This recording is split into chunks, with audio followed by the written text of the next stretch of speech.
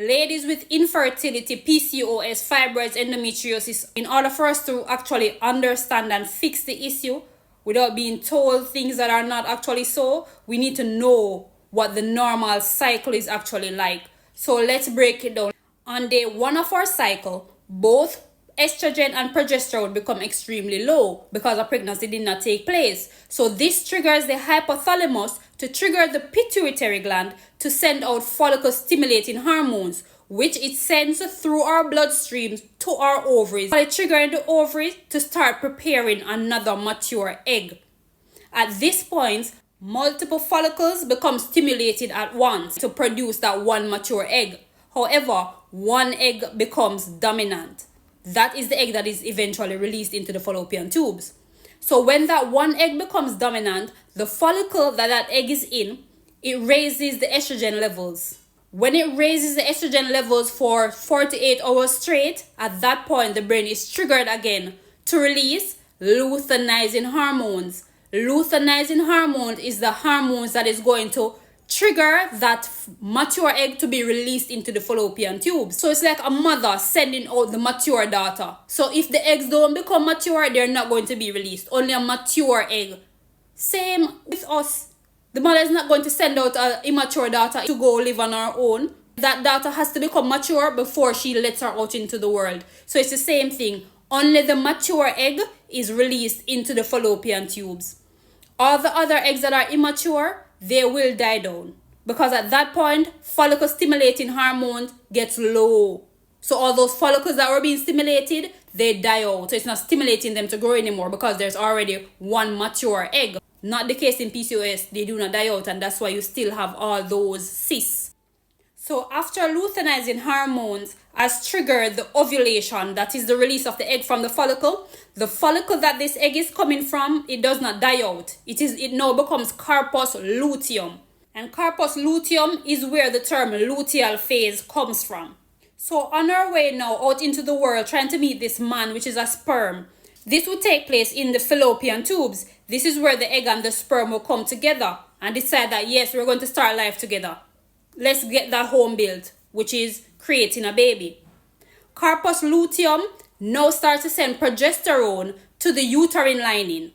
It's basically building a foundation for the daughter that it just released to go build her home. So if this egg meets a sperm, they're going to build a home to live in, which is a baby. This baby is going to be built on the foundation, the uterine lining, which corpus luteum is sending out all this material, cement, block, all of this to build the uterine lining, make it strong for that baby.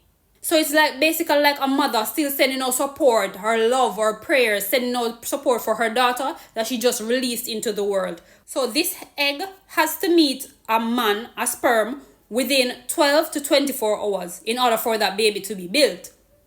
Right? So once the egg comes together with that sperm, that will now be implanted into the uterine lining as the foundation. Right? That's where the baby has to develop. If the uterine lining is weak, ladies, if the uterine lining is weak, if the foundation is weak, the house will fall. This is what miscarriage is. The foundation was weak. Enough minerals are not being provided to help corpus luteum to strengthen this foundation. So you need to be toning your uterine lining. Once the egg becomes fertilized and it goes into the uterus, into the uterine lining, it gets implanted. At this point, a hormone is produced, HCG. This is the hormone that females test for to see if they're pregnant or not. Because that hormone is produced once implantation takes place. That HCG hormones also sends a signal back to corpus luteum to stay alive. Mom, I met a man, we're building a home, I still need your support to see where this goes.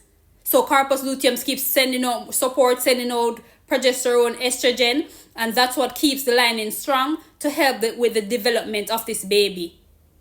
If it is that a pregnancy did not take place, this egg was released into the world, she did not meet a man, a signal is sent back. So, mommy, so nothing no go on for me though. I don't meet nobody no wife me up. We didn't get a chance to build a home. So the foundation that you have built, which is the uterine lining, we don't really need it again. Understand? So at that point, that signal is sent back to mommy. Prostaglandins are produced, the same thing that makes us feel pain during our periods. For some women, it's sent off, goes to corpus luteum. It basically unalives corpus luteum. When she dies, the progesterone and the estrogen, all the support that she was sending out, the levels drastically drop. The uterine lining loses all the support and it falls out. The foundation crumbles. The crumbling of that foundation is what our period is. And when we get our period, that's where this follicle stimulating hormone is stimulated again to start the cycle all over again. So during all our reproductive years, ladies, our bodies is preparing us to breed. If you get pregnant,